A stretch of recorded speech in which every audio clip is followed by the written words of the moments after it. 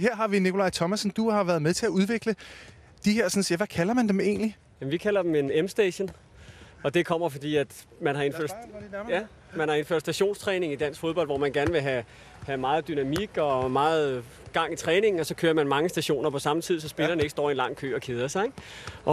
Og der kan man bruge de her til at skabe en masse intensitet og til at få, som Per siger, en masse gentagelser.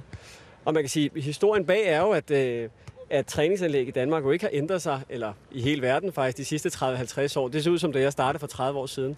Men hvis man ser på, hvordan de unges hverdag har udviklet sig, så er der jo sket en masse de her Playstations og internet og mobiltelefoner, og de er vant til at have sådan, at der er stort fokus på dem, og de udvikler sig hurtigt. Og der kan det at være 14 drenge i en kø til fodboldtræning være en barriere. Og her, der kan de få enormt meget opmærksomhed, de kan udvikle sig enormt hurtigt, det bliver sjovere og blive bedre simpelthen, ikke?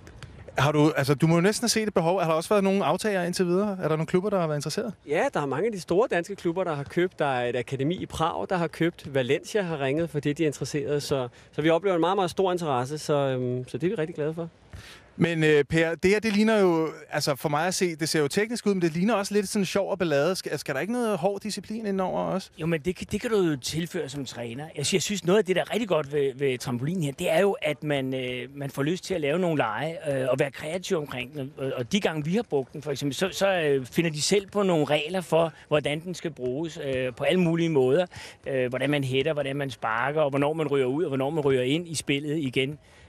Men den har den der effekt, den kommer rigtig godt tilbage i bolden, og så kan du bruge gentagelserne. Jeg synes jo, at det der med, at man står og spiller op ad en mur, jeg ved godt, det lyder lidt gammeldags, men jeg synes, det er en af de ting, man måske har mistet lidt. Altså, at man ser børnene bare hele tiden stå og spille timevis op ad en dør, det gjorde vi andre. Men jeg tror, at den form for gentagelse er ekstremt vigtig, for at man netop, blandt andet som Christian her, får en enormt god inderside. Ja, skal vi ikke lige gå over til Christian og høre, hvordan det går med både med træningen her, Christian? Men også med, vi skal lige høre dit bud. Du er en mand, der i øvrigt selv spiller på ungdomslandsholdet, har jeg ladet mig fortælle.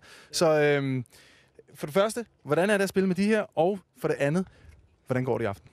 Jeg synes, det er rigtig fedt at spille med de her, at man får hurtigt tilbage, og du kan træne med sig ting. Og i aften, der tror jeg på en 1-0 sejr til Danmark. En 1-0 sejr?